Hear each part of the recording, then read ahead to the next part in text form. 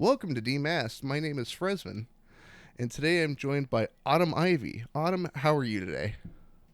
I'm good, thank you. I hope you're doing well also. I am. I I've been a fan of your work for a little bit now. So when you got back to me on Twitter, I like I went and immediately was like, "Oh my god, I can't believe it."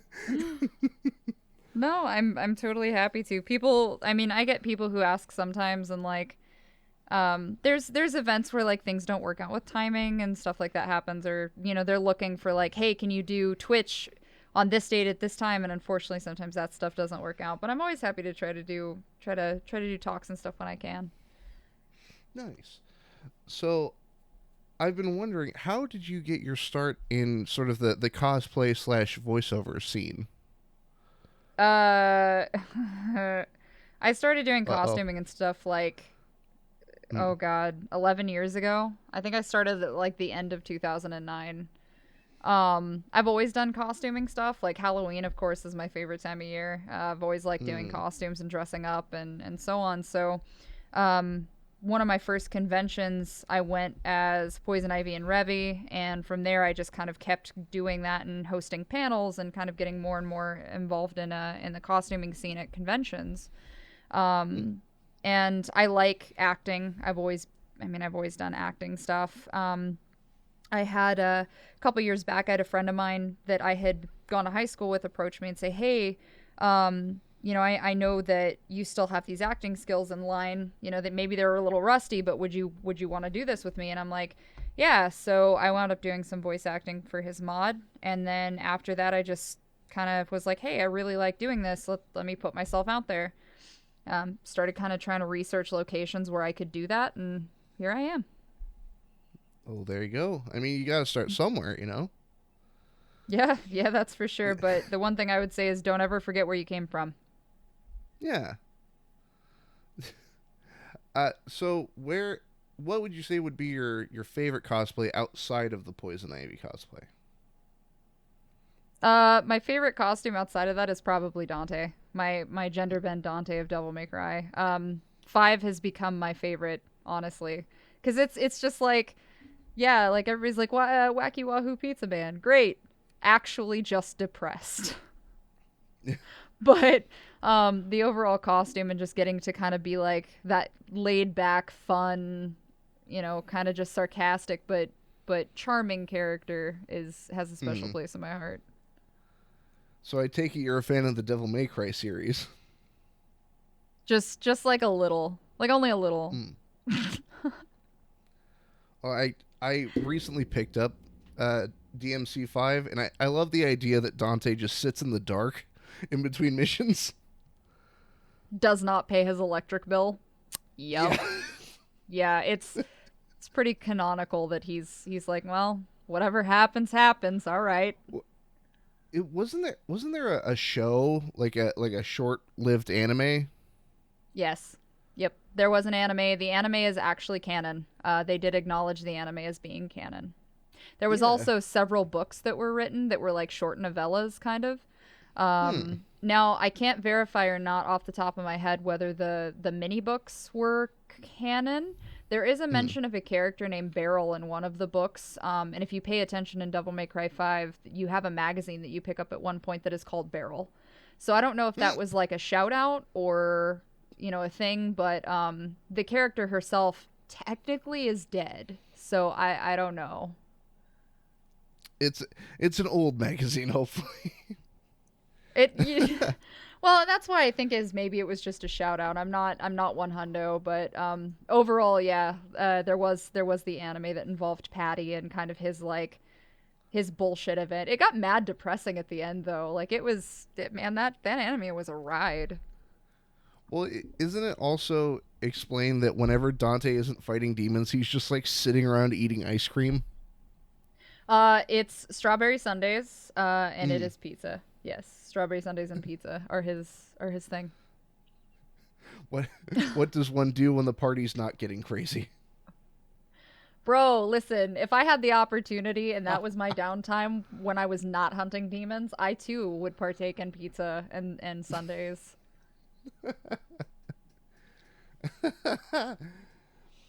So, what other games do you play, or if any? I mean, I'm pretty variety. I play a little bit of everything. My favorite stuff will forever always be indie horror. Like that's my jam. Um, Nice. I I pretty much have always been that way. It depends on the hack and slash games, but I do like hack and slash, obviously. Hmm. One of my favorite games from the more recent list is actually Franbo or Franbow, however you want to pronounce it. Ooh, that's a Um, good one. Yep, Kill Monday Games, independent. Very, very good. Very, very sad. But overall, the stylized take on the game, the art, the storyline, everything about that for me was super emotional, and Hmm. I loved it. So I try to play a little bit of everything, honestly. How do you feel about Puppet Combo? I mean, I Nun Massacre.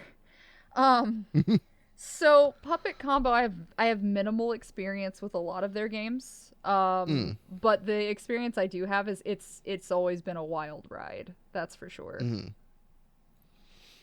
The only one of theirs I've checked out was, I believe it was called Get Out of the House. Yeah. Yep. I think they have a And the new one coming or released recently. I don't know. Oh I haven't yeah. looked. I'll have Ooh, to I'll have to double get check back in. that. Yeah.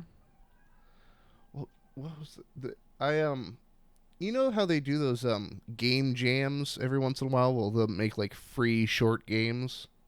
Yes, they are quite lovely. There was one I checked out. I can't remember who it was by, but it had the same sort of PlayStation 1 styling to it, Hmm. but it's called Oh, Orange County, and okay. you're a Yeah. kid. Have you played it? No, I haven't yet, but I pretty familiar. I think it's come across my Twitter. It's It the might we one may where not you're be the riding the same game. skateboard. Not the same game. Okay, different one. But go ahead. Sorry. Uh oh, it's all good. But it's just, you're just like a kid on a skateboard and you're just trying to get out of town, Yeah. and it's just all atmosphere and no music. It's terrifying. I love that though. I love which there's been a few episodes of like TV series and even spots in films. I think that there's Mm, something about not having music as a comfort tool, both mm, for expectation of being a thriller and also for being like, hey, like this sad thing just happened, let me reassure you with some sad piano. Like there's something mm, about dead silence in a situation that I think makes people uncomfortable because they expect reassurance in music. mm.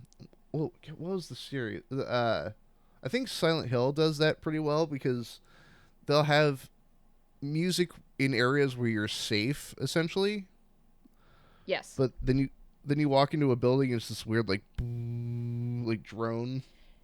They Silent Hill does a really really good, which Silent Hill's another favorite series of mine, but Silent Hill does a really good job about setting up the atmosphere.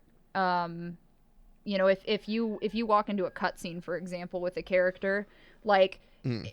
no matter what character that you encounter in Silent Hill, there is something. I don't know if I can cuss. Am I good? Yeah, you can cuss. Go for it. Okay, like there's something fucked up about that character. Like period, end of story. It does not matter what you do. Like everybody, Silent Hill is, yes, everyone's fucked up here. Like so the music that accompanies the entrance of a cutscene, is pretty iconic in a lot of Mm. ways. No matter what game, no matter what Silent Hill game you're playing.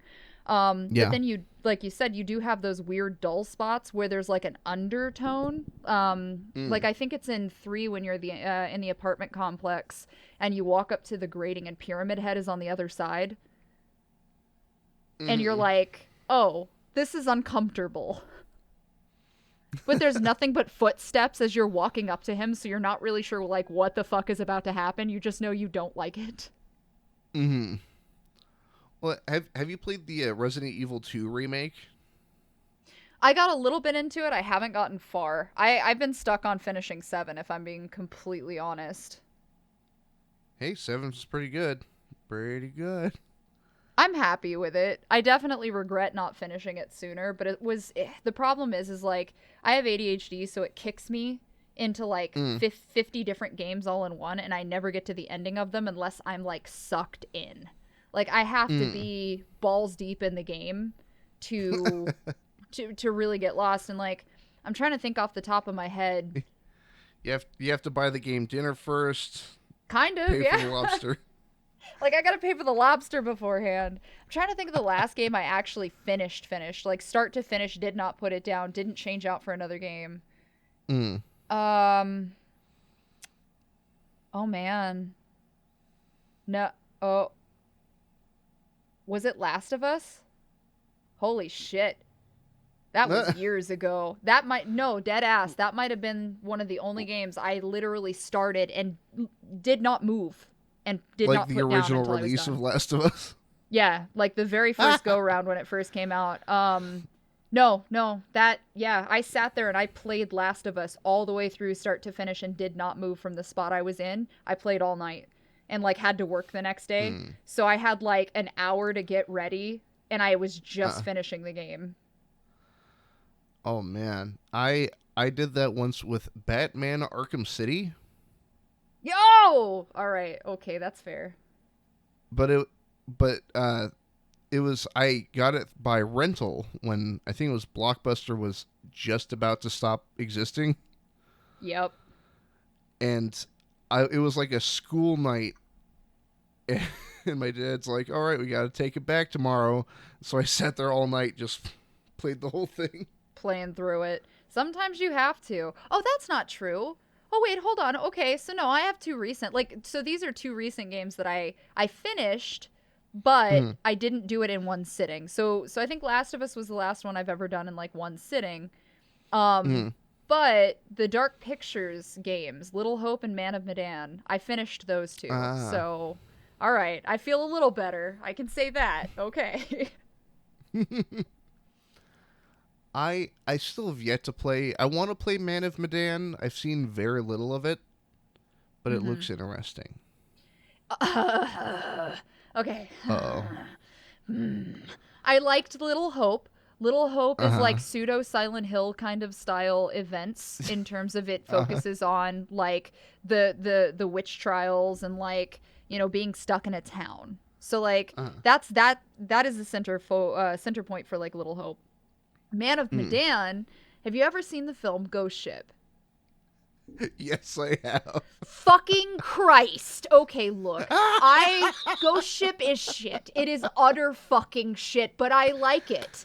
Like it's a film I could watch again and again for literally no reason other than the fact that I think that the character that plays the ferryman is a fucking asshole and I can't like unattach myself from him because he's an asshole. So So so so what you're so telling me is Man of Medan is a one night stand you're not going to call back the next day.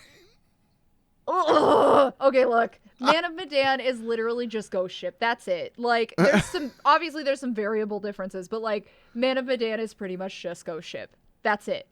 Like, are we crazy? Is this happening? Is it ghosts? Is it people? What's going on? Turns out it Fucking might Man of be Medan. all of the above. It was, in fact, all of the above. Nice. I like how my blind guess yielded results. No, you right. You absolutely right. Fucking stupid.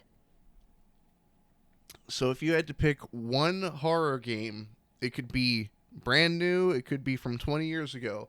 If you had to pick one horror game to take with you on an island, what would it be? One horror game to take with me on an island? Yes. Hmm. That you would be fine with being stuck playing. And obviously, like, multiplayers don't count, I assume. Yeah. Okay. So just strictly your own, just you. Mm. Oh, that's a really good question. I I would have to say I think I'd still pick Fran Bow, to be honest. Like in this moment, Nice. I think that's the game I would pick just because it's one of those things where like you notice little things every time you play, and you can play it a couple of different times and like miss stuff the first time. Mm. So I think I'd like that. It's a Hmm. forever sad game, but all right, let's go. Was it the perpetual sadness machine? Yes, I am perpetual sadness. I've got a shirt somewhere that says consistently nervous. Oh, that's like the dogs with the little nervous vests. Perfect. I I love that photo. Listen, I put that shit up because like I had one of those days where I was like, please don't approach me. I'm having a yellow vest day, and I have never identified more with an animal in my life. Nervous. I I wish I've never gotten the chance to play it, but if I had to pick a game to be stuck on an island with, it would be the PT demo. Ah, yeah. What could have been and what was not. Uh-huh. Silent Hill fans will forever, like, will never forgive. Never forgive, never forget. Same with Metal Gear fans. They've suffered a similar fate. Yeah, you guys at least got, like, a follow-up game and just has kind of got, I mean, you got tripped on after that, but you guys got a follow-up at least. Silent Hill got fucked. They're like, oh, yeah, here's this playable teaser that may or may not actually be connected to the main game. We don't know, but we're not going to say. That's why it's called PT. Oh, by the way, go fuck yourself. Hey, look, it's Norman Reedus. And then Konami's like, fuck you. It's, Yeah, and then they gave us Norman Reedus and the Funky Fetus. Uh-oh. And that's where they left us. Except it wasn't even them. It was Kojima. And Kojima was like, all right, well, if you're going to shit on me, here we go. I'll make my own game. This is my game and I want it now. Now, have you played Death Stranding? I haven't completed Death Stranding, but yes, I've started it, and it's a weird fucking ride. See that, like, I almost got in an argument with I'm usually not one to like argue about video games. Like, Right. if you like what you like, you know? Yeah. But I was standing in a Best Buy of all places, and some guy's like, Death Stranding's just a walking simulator. And I turned to him and went, that's what I want. That's exactly Excuse what me, I sir. want out of it. That is not just a walking simulator. That is a Norman Reedus walking simulator with beautiful views, and you should respect Yeah. it for what it is. Well, for me, it was like, now, like, the minute you get BB, I'm like, I'm going to do everything in my power to protect this baby. Tiny Beeb, take care of the boob. Perfect Exactly. baby. I'm the best pod dad.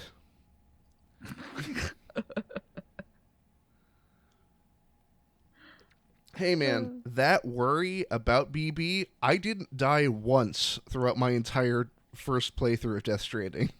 You are significantly better than I, because I hate the equivalent of like fuck, what do they call those on standard? Escort missions. I fucking hate escort missions.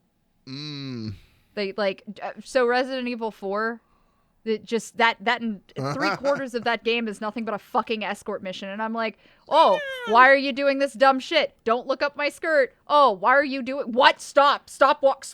God fucking damn it! Like, that's the whole. Leon, I'm backing up to this wall. Oh no, I'm trapped against the wall. Help me. And then she turns around and she continues to walk into the wall. Like, Ashley, stop. There's like a wall of spikes, and she's just calmly walking into it.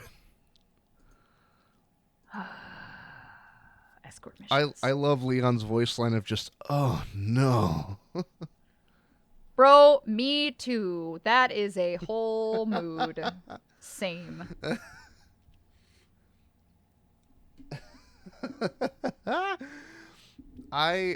Oh man, so I played both the original Resident Evil 2 and then the remake. Right. And I will say, Mr. X is terrifying in both versions, but he's more terrifying in the remake because you can hear him moving around. He's coming for your butthole. Exactly. You aren't ready. He is. You ain't. He didn't buy me dinner. No. No. No. Well, you know how I think RE7 did it as well. There's the binaural audio. Yeah. No? Yeah. Can you hear me? Sorry, it cut out there for a second. No, it's okay. Yeah. But like the one of the most tense moments, I know Mr. X can't go into the safe rooms like with the typewriter and everything, but I could hear him right outside the door. Yeah, but he's waiting for you. Yeah. He's dusting Ain't nobody off his prepped coat. you for it. Yeah. I've trained for this somewhat. What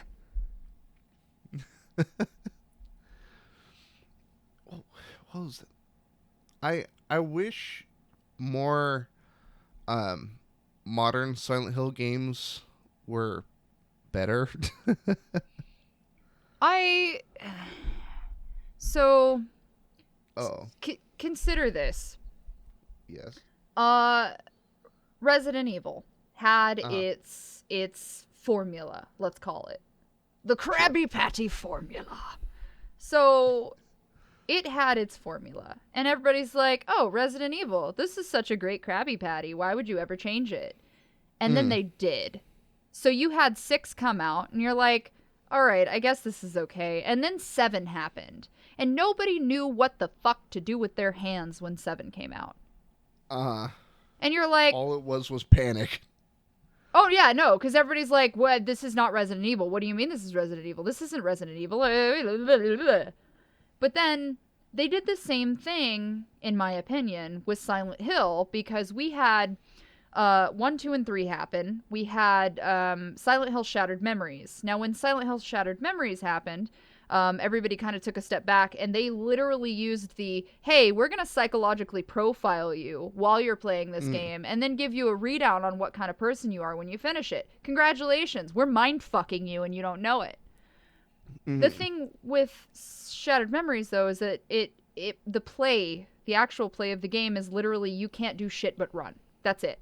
But they pay attention to what you're looking at, how long you spend in certain rooms, who you pay attention to, and so on. And how you answer the questions. Exactly. So that game kind of came back, and everybody was like, okay, this is weird. This is different. So it wasn't super popular. Origins took kind of pieces from everything and was like, okay, this is back to a normal Silent Hill game. Like, we're fine with this. Because it talked about Travis and kind of the origins of Alessa. Great. Yeah. So then, afterwards, you've got 4.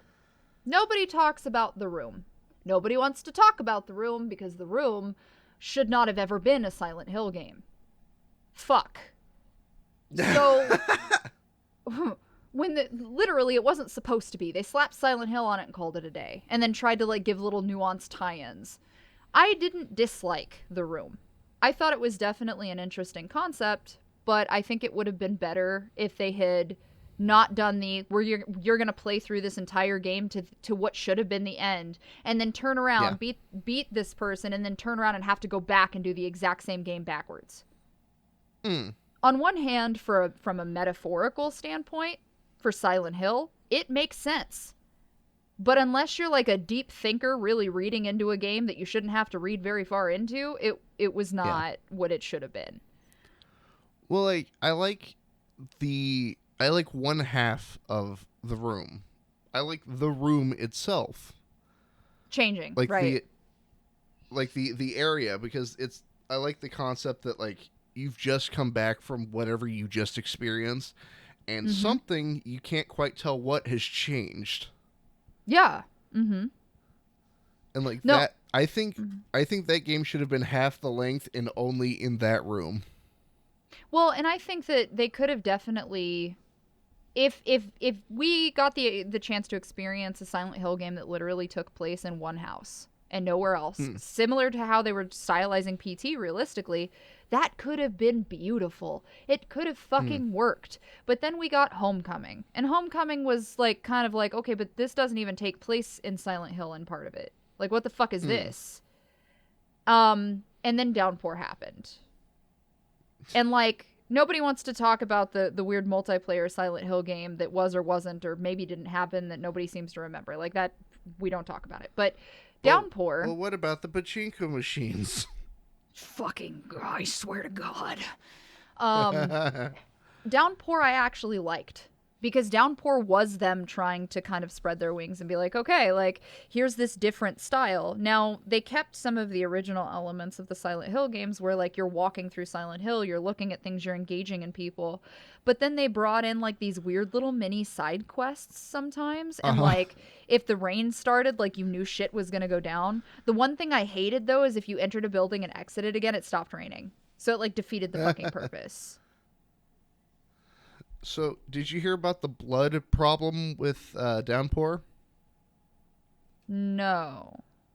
So, you know how in like cop shows they will like spray luminol on blood to see where there is blood splatter? Right.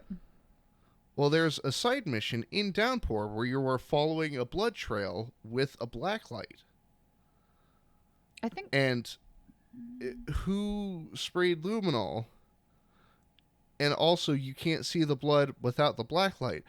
But somebody brought up a really interesting point that semen shares the same base chemical principles as luminol. Thus, you don't need to treat it with luminol for it to glow under black light. So essentially, nope. Murphy is You're just following a looking at semen semen. trail. Yeah. Perfect. That you know what? No, that's it. That's headcanon for me now. That's canon, yeah. Yeah, that's not gonna change. Nope. Well, where's the luminol? That's not blood. I like That the idea took- of Murphy just like I like the idea of Murphy just like oh. He like kneels down and tries to like rub it between his fingers, and he's like, "Why isn't this staining my fingers? I don't understand. This doesn't look right. Why is it so sticky? This isn't blood." No, Murphy, please put it down. Put it down. I do feel like they tried to take Pendleton and turn her into Officer Bennett. So, but like she wasn't. Like Pendleton was kind of just like, "Listen, I'm a bitchy detective. I want to do my job. I want to take you back to prison. Please shut up and follow me." But then depending on your choices, it's like you killed my dad, and then Murphy's like, I didn't kill your dad. She was like, shit, you're right. Oh man, that's just me being insane because of this place. How weird. Oh, that's crazy. Pretty much. What was it? There was I miss Sybil from the first game. Yeah, Sybil Bennett.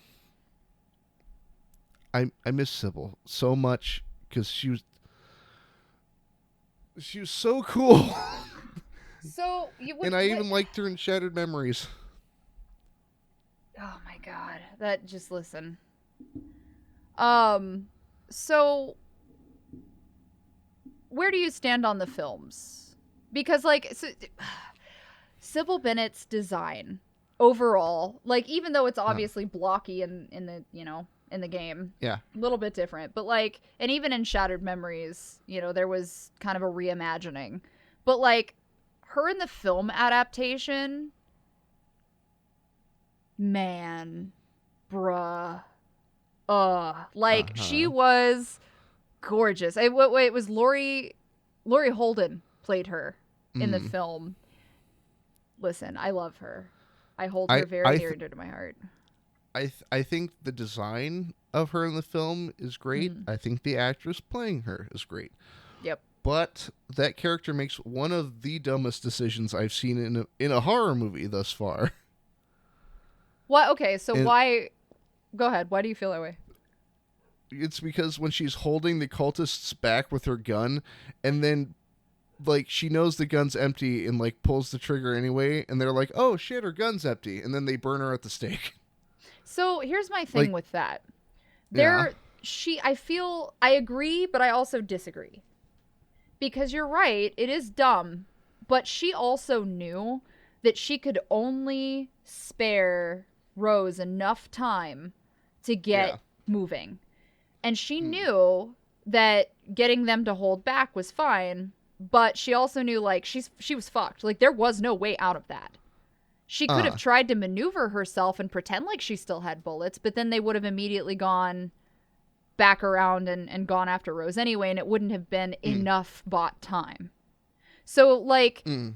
I think their proposal was regardless, and no matter what you did, she was gonna be a self-sacrifice character. Like it had to be. Oh yeah. But I agree in the terms of like, okay, come on, like you could have done a little better, you know. You could have gone a little bit farther. You're just not wasted your fucking ammunition. Well, so for both of the movies, I'm not a big fan that Pyramid Head is in both of them. Really? Well, hold on. I love Pyramid Head, but the problem is Okay. in the games he is meant to be for one person. It depends on which one because there's so many pyramid heads. There's not just a singular pyramid head. Well, like That's the that's where the original, concept of the butcher came from.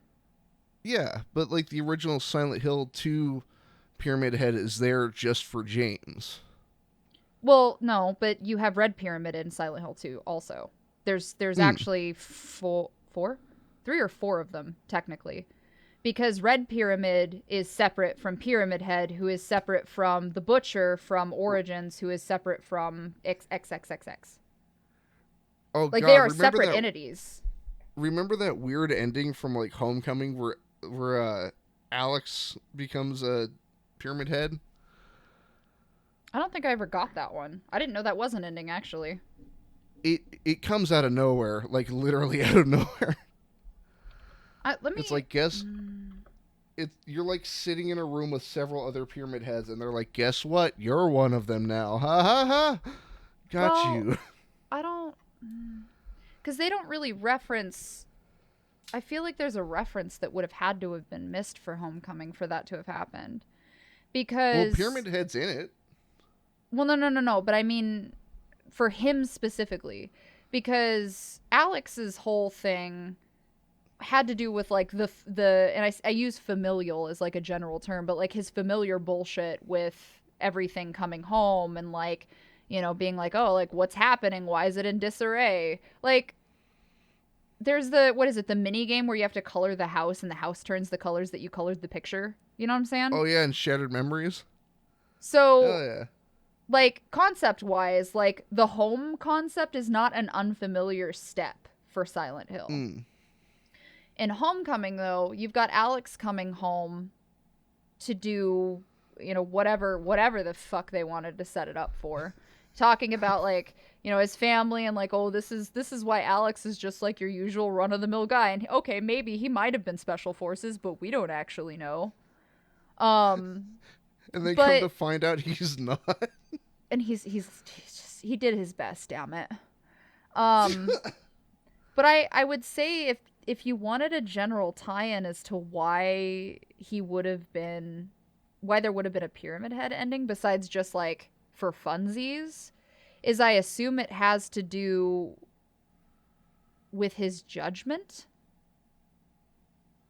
So like it depends because Pyramid Head's thing is different per person. So for example, Travis became Pyramid Head in Origins because Travis was protecting Alesset. It wasn't a punishment for him, it was a gift. Yeah. Which gifts are fucking relative in Silent Hill, but yeehaw bang bang. Oh, Whereas, yeah, that's certainly a gift. yeah, well, like whereas Red Pyramid Head and you facing off with James in 2 versus Heather in 3, like all of these variations of Pyramid Head were representative of something else going on in your and I use that term with like pushy italic bold Silent Hill because there are multiple Silent Hills, and that was another point that PT was trying to bring up too, is that there wasn't just one. So my assumption is if as far as that is that it was supposed to be a punishment because of what he did or what he Mm. felt like he had done in correlation to like everything with his family and his mom and like his piece of shit dad. Yeah. Because that's grief. Grief is a huge centerpiece for Silent Hill. Yeah. Like, was it? Oh man. Well, most of the game for Homecoming specifically, they're like, oh, it's Alex is back from the war, and it's his trauma from being in the war, and then you like meet his dad, and he's like, hey, you're finally out of the hospital. You mental patient. You were never in the war. Well, It's like, but oh then when you think about that though and how that plays into a standard Silent Hill, how often have any of these characters not gone through something insanely traumatic? yeah. Well, I mean, Pretty much Harry never. kind of just crashed a car. So I feel like Harry's thing though was directly tied in where that was like almost accidental. Um Mm.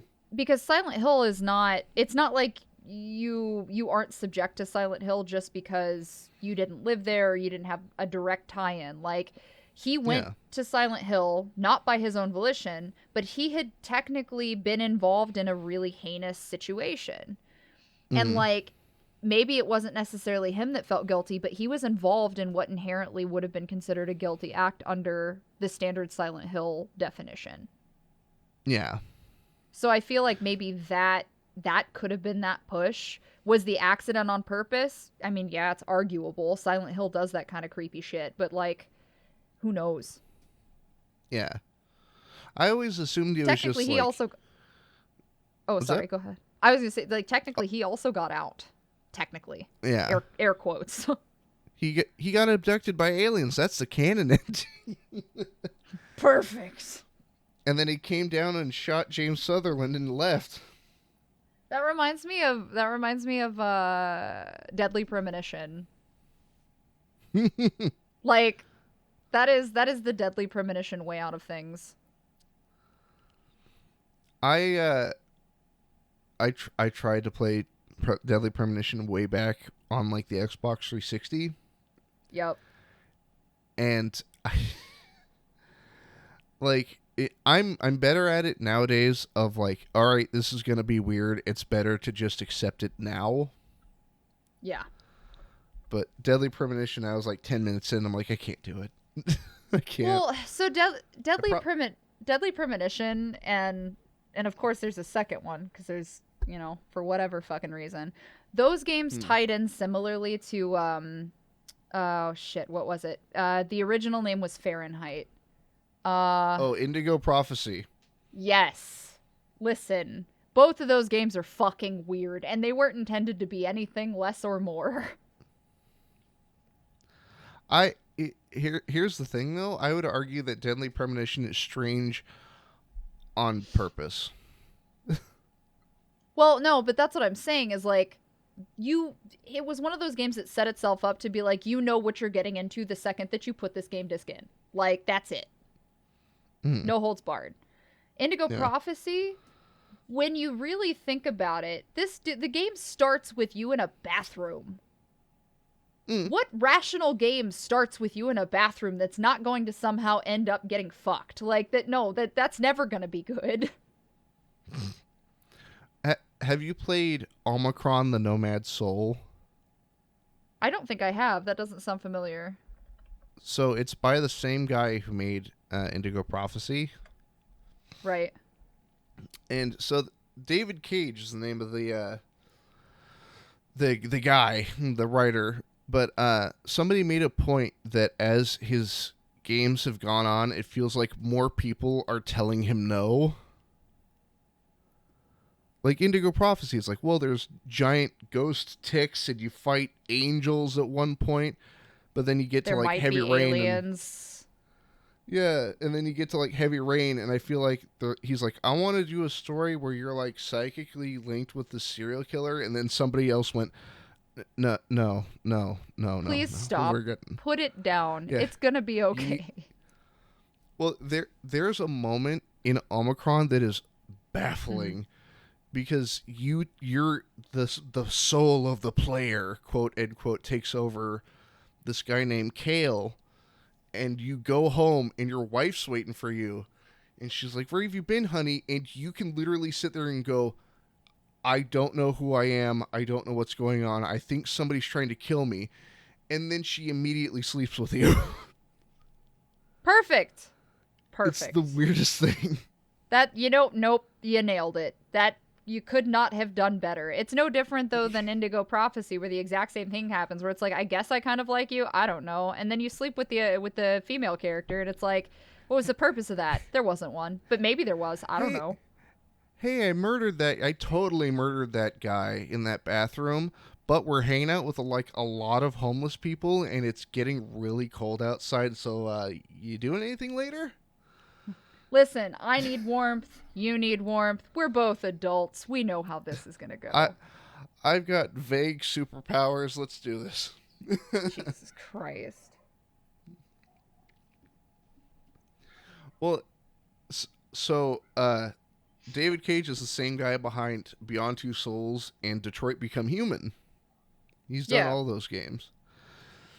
And by the time Detroit Become Human came around, somebody made a bingo card of like writing contrivances that he does specifically. Oh my god. That's not surprising though. Somehow, to be fair. Yeah. And I don't know. they I'm did biased. I was fond, so. I don't know. I was here or there. I didn't get to play Detroit Become Human yet, so I mean I'm coming from the Heavy Rain side of things more so than like Beyond Two Souls. Yeah. See, Heavy Rain isn't that bad. I was fond of it. I think it's funny that you have to hide in a refrigerator and like Indiana Jones your way out of a fiery apartment, but whatever. Well, like, how was it? So, what I like is that it seems to me that David Cage hates it if you can guess what his game is about, like Oh. before it comes out. Yeah. And so, in science fiction altogether, androids are like those. The stories about androids are almost always sort of a one-to-one of like, these androids are being used as slaves. They're working for the humans and all this. And they go, "Hey, is Detroit Become Human about slavery because there's androids doing work for humans that don't want to do the work?" And David Cage is like, "What's up?" Oh no, you're good. Uh, but they're like, "Is it about slavery because these androids are doing all this work?" And he's like, "No, no, no, no, shut up, no." And but he's saying that as they're showing footage of like, "We want freedom," and charging That's like, not what this is about, wink. yeah. He's like, "No, it's totally not. It's just a story about androids wanting to be free as they're leading riots and like killing people." No, no, it's not. Good Shut god. up. Yeah, that bingo card. Some champion out there. I can't remember the name of the channel, but they were editing a playthrough that another channel had done. But whenever one of those things on the bingo card shows up, they show the bingo card and then they highlight what the spot. Mhm. And by the time they get done with their second playthrough, so they've done all of the choices, the entire bingo card's filled. Oh my god. To be fair, I feel like there's films that people have made that fall under the similar style of like, how high were you when you wrote this script? Or Like like how most Quentin Tarantino movies have a foot shot in them. every single time. Yep. To be fair, I those are like people, I think some people who are into those films with like specific directors or so on, like you kind of know you should expect that going into the movie. Well, like the other day, I watched Death Proof, one half of that Ah. Grindhouse thing, Yep. Yep. and there are like 4 different long-held foot shots in that. There are, and majority of them are the girls hanging their feet onto the windows. Yep. Yep. Or Yep. in the rain. Yep. No, you right. That's true. I can't say anything. I like Death Proof primarily because I like what is it, Kurt Russell? Hmm. Getting his ass handed to him by these girls who are just over his shit. Especially like Hey man, I just like the car. I forget the actress's name, but the Australian lady, like, bro. Zoe Bell. Yes. Oh my god. Like by the time that they finish the car chase and it's like he's like messed up, they're like, "No, no. We're going to fuck you up some more. We're not done. Come here." It's time to beat you to death. I was here for it. Grindhouse films are a whole other level though. Like when I first saw those movies, I was too young to be watching them. I get that. I watched Devil's Rejects I think when I was like 17. Which like obviously that's not too young, but like understand, I was at my grandmother's house and my grandma was like never she wasn't that kind of way, you know what I mean? And so I put this movie on and I'm like, all right, whatever. Like, I'll watch it. Start watching it. Every other word is like the F bomb and like Fuck you, gratuitous fuck you. violent. Yeah. Gratuitous violence and sex scene and like just Uh-huh. necrophilia. And I'm like, it's okay, Grandma. Don't. It's just look away. Look away from the TV. It's fine. It's a family picture. Yeah, it is. It's fine. I watched Hills Have Eyes with her later that day, and she was like, please don't ever ask me to watch something with you again. Well, so growing up, horror movies were treated. How do I put it? Not like contraband, like you couldn't have them, but it was almost like my dad was the guy with the trench coat with like fake watches. I'm You gonna sell know? you a watch. You want a Rolex? I got a Rolex. Well, like we'd be home alone. He's like, "Hey, hey, you want to watch Friday the 13th? Hey, hey, you want to watch Friday the 13th? Sure. Like Why I are why are all the teens all horny? What's going on here?" see. I vibe with that because like in my position it was a little different. Like it's not my grandma's fault, obviously, but I had a situation where, unfortunately, I was put in a position where my mom decided to marry someone and be family with someone who pretended to be hypocritically religious. Uh, Uh-huh. so Pokemon was the devil. So that made horror movies like X-rated immediately. Uh-huh. And I just it hmm. My teen years and growing up a little bit was a shit show. But like my grandma's the one who let me get away with stuff sometimes, I think. Is the difference there cuz she was like she knew it was horse shit.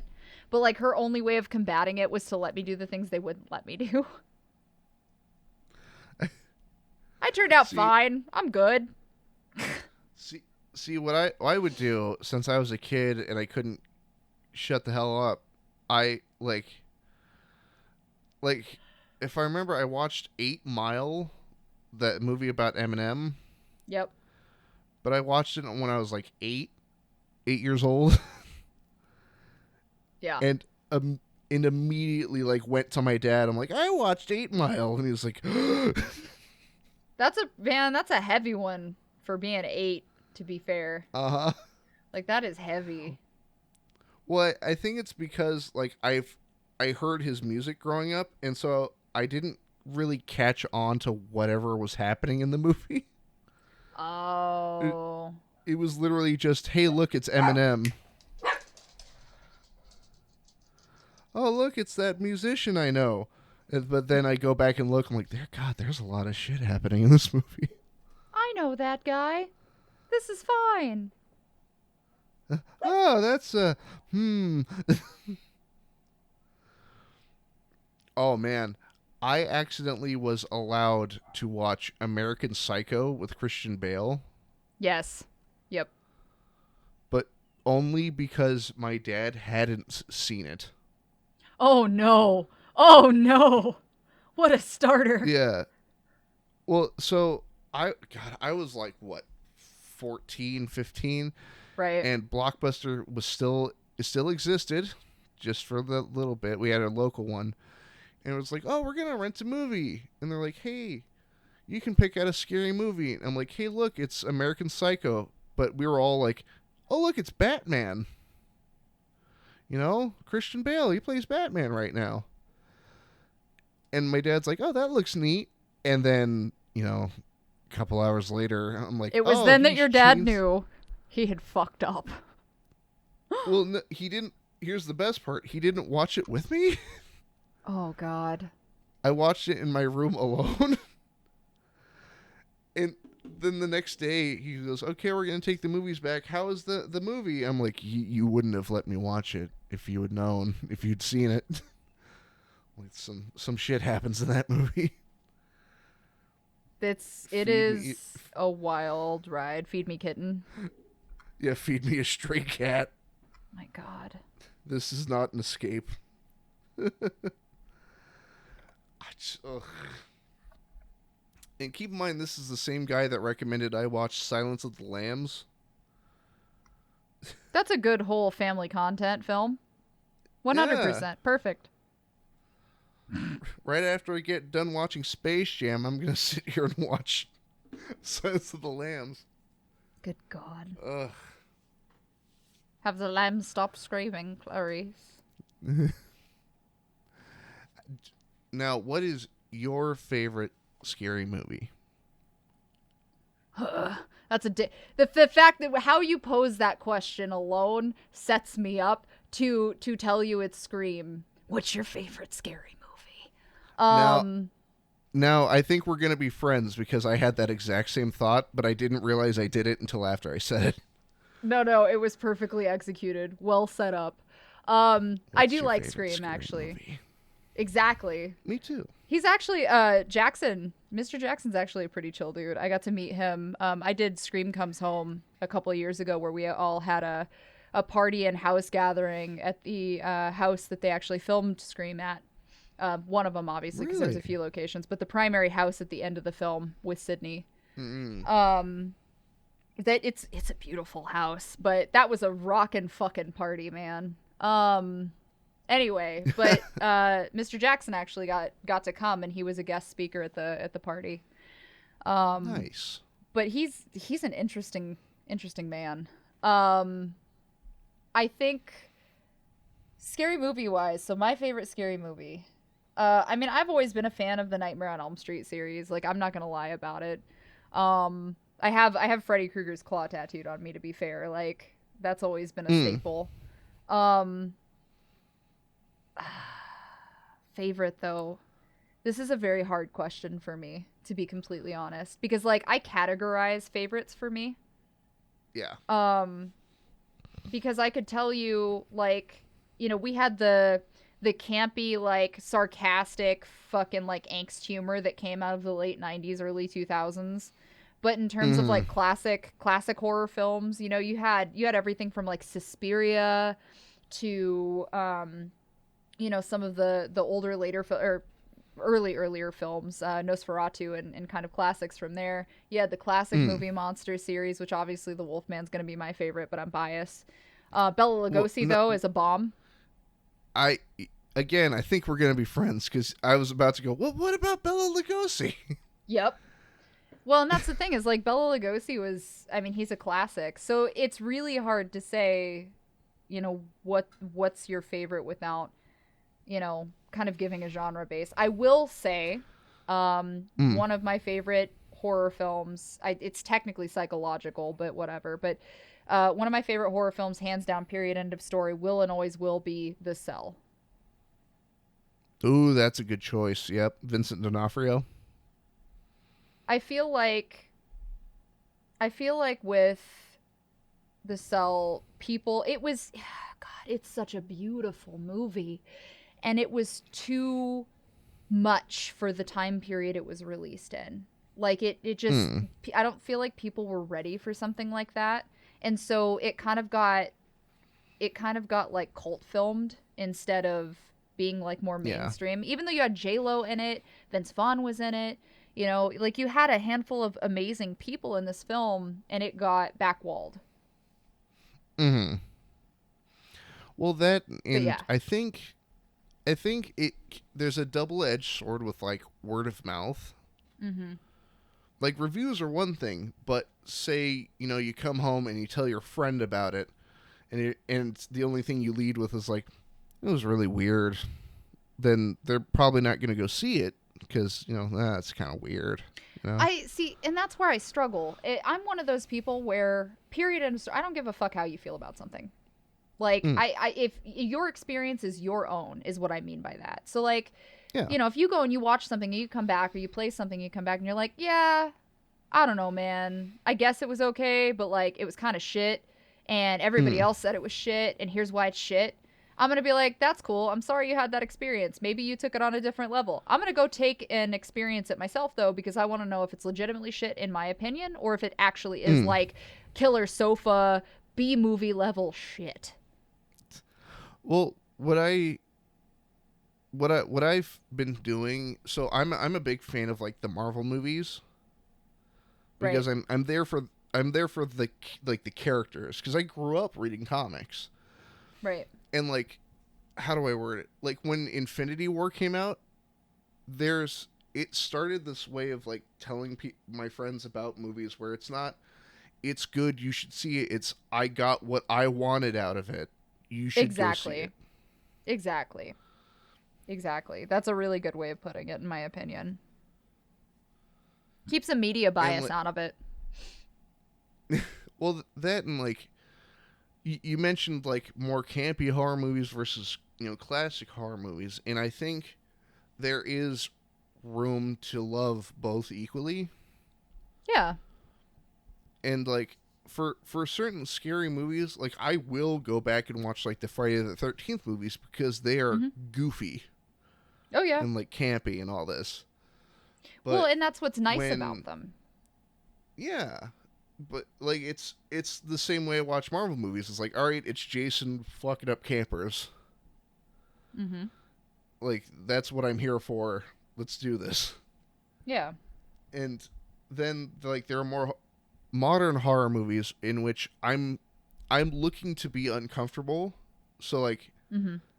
I'm not paying attention to this. Like I'll pay attention to the story, but if the movie can successfully make me want to stop watching it, then Right. you've done your job.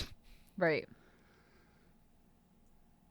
Like like some movies I love like kind of self-contained scary movies. Mm-hmm. Uh, Like mm-hmm. there was one called Hush. Yes. Yep. I'm familiar with Hush. I love that one. Have you seen The Invitation. The Invitation was good. Have you seen The Exam? The exam. I think the exam. I feel like I Exam might is have seen really it. big psychological, more so than like direct in your face, like here's a bad guy kind of horror. Um, It but it takes is it a place in one room. 2009 one? Oh, when did it come out? I'm not for sure. Hold on. I want to say Is- yes. I think you're right. It says 2009 British psychological thriller. Yep, that's it. Yep. Okay. Uh, it sounds like shit. But this film took place realistically and primarily in one room. Mm, Obviously there's some scenes talking about like some of the background characters, but it's minuscule in comparison. But 3/4 of this film take place in the exact same room. yeah, that's fine. But it personally, for me, I thought it was really, really good. I liked it a lot, primarily because there is such a stupid in your face situation that happens. I don't want to spoil it if you haven't seen it or if you want to watch it, but there's something about this film that makes you feel dumb after you realize like the end all be all of the film happens and you're like, motherfucker. Well, like, have you seen Would You Rather? Yes. Would You Rather is a pretty good That go ahead. well, that whole movie is just like gives me the worst anxiety because it's this weird measure of like he's paying so much money for Mhm. something that seems simple, but then you start to do it and it's horrifying. Yep. Well, and that's the thing though, is like you're literally playing you're playing who's the bigger sadist. And in turn, Mm-hmm. who does that make the bigger masochist? But the God, there's a lot of shock value scenes, I think, in Would You Rather, that made the film what it is, all things considered. because literally people are like being put in a position of what would you do for this much money, and that's a common theme, especially in American horror. Like, yeah, that's great, but how much money, like if I offered you this much money, what would you do? um Mm. there's a familiar film, god, I can't think of the title of it off the top of my head, but it's a film about a lady who enters into a game where she's promised to win an asinine amount of money if she can just withstand the tortures that are being put out to her over Mm. her other competitors. Um, and the guy that's delving out the punishments plays this very like back and forth, like, I'm a good guy, you should trust me. And from the very beginning, you're like, I don't know, man, you kind of seem like you're a giant piece of shit to me, but let's see how this pans out. I'm Um, just trying to help you. Oh yeah, that's a direct fucking quote too. Um, but no, like films like that where it's the money hungry, like how far would you go to get this money, is a pretty common theme, I think, in the early two, or not early 2000s, but like mid tens 2000s films. Mm. Well, what was that one that was a very simply built one? It was like, I think it was literally called The Box. The box. And it was just, all right, you get like $3 million if you press this button, but somebody dies. But you don't know them. Cameron Diaz. I think so. Okay, I'm gonna look it up. Yeah, I haven't I haven't And like, I haven't watched this one. But yeah, it's Cameron Diaz. Yep, financially desperate, 2009. Exactly. That's exactly what I'm talking about. see what I would love. Like, I want a version of one of those movies where the main character is a piece of shit. Like, there's no like, oh God, what do I do? Do I hit the button? It's like, done. All right, Where's my money, bitch? pay me. I feel Do I have to hit it like again? how many, what, oh my god, isn't there a, I think there was a running it was a TikTok that went around for a while, and I cannot unfortunately credit the original source for the audio because I don't remember where it came from, but it was like something about like if you push this button you get this, but then someone dies. So like the box Oh yeah. concept, and like just everybody's like pushing the button repeatedly. And he's like, wait, no, that's not the point of this game. Wait, stop. What are you doing? What's that? Well, What's that? I don't know. What's? I can't hear you over the sound of this button being pushed. I'm not getting paid enough right now to hear you. No. No. I so, like, well, like, I think what the part that ruins, like, at least the movie The Box for me, is that they specify it as somebody you do not know. Yeah. I'm like, all right, cool, done. But you're also taking into consideration the risk, and this is where they fucked up, in my opinion. You're also taking into not taking into consideration the risk that it could be somebody that you know. Maybe it's not. Maybe it is. You don't know. Like, okay, so what? Are you gonna solve the fucking Cenobites, box just to assume and hope that maybe you're gonna solve it in time and not get fucked? Like, I don't know what you want here. Unless you're Frank and you want that. I mean, yeah, but Frank was his own. Oh boy, Frank. Frank was a freak. He was some shit, man. Frank Pinhead was on his... in the streets. Pinhead in the streets. Frank in the sheets. Good God. Okay, but like, and that's the thing, is Frank wanted power. So to be fair, and I feel like that was his downfall at the end of the day. Anyways, he knew what he was paying for, and he was willing to pay the price because he wanted the power at the end. It had nothing to do with anything else. Power was his primary motivation. And Pinhead, I feel like there was a setup with Clive Barker in that because, like, Pinhead knows. Like, that's been the whole thing, is that Pinhead has like this pseudo, like, I am all seeing, all knowing, even though I'm actually not. Because if you ever read the books, he's really not. But you pick that up from the film character and his interactions with everybody involved throughout the Hellraiser series is very pointed. Well, like, when I very recently got into the Hellraiser movies, and one of my favorite moments out of any of them is from the first movie where Frank tries to pass off. I can't remember the main girl's name, but tries to pass off her dad's corpse as him. And Pinhead immediately knows it's not him. Well, and you can't tell me, when was that supposed to work? At what point was that ever going to be a good decision? Well, it's the way it was presented that I love, where it's not like they were fooled. He literally just goes, "We want the one who did this." It's just like, oh, shit, he knows. Man. You got it. I love Doug Bradley. He's so nice. I got to meet him when we did Mad Monster a couple years back, and he's he's just so sweet. He's like very quiet and like in his corner, and he's like, "I'm just here." Like, yes, you are, Doug Bradley. I've yet to meet Bruce Campbell. Evil Dead's one of my favorite film series. For sure. And I've yet to meet him, but the lucky bastard, my dad got to meet him. Oh. On accident, which is the funny part. See, but in my opinion, those are the best times to meet people because neither of you ever expect it. And it's always like a weird interaction. I did the same thing with Danny Trejo. Oh, really? Yeah, like I was at Phoenix Comic-Con, and Danny Trejo was staying in the same hotel we were, and we were coming back really late one night, and I think he had a panel or something. I'm not really sure, but I had turned around and I was shit-talking one of my friends, and I was backing up and walking. And as I was backing you're up... like, Machete sucks. Yeah, no. Spy Kid sucks. This is all shit.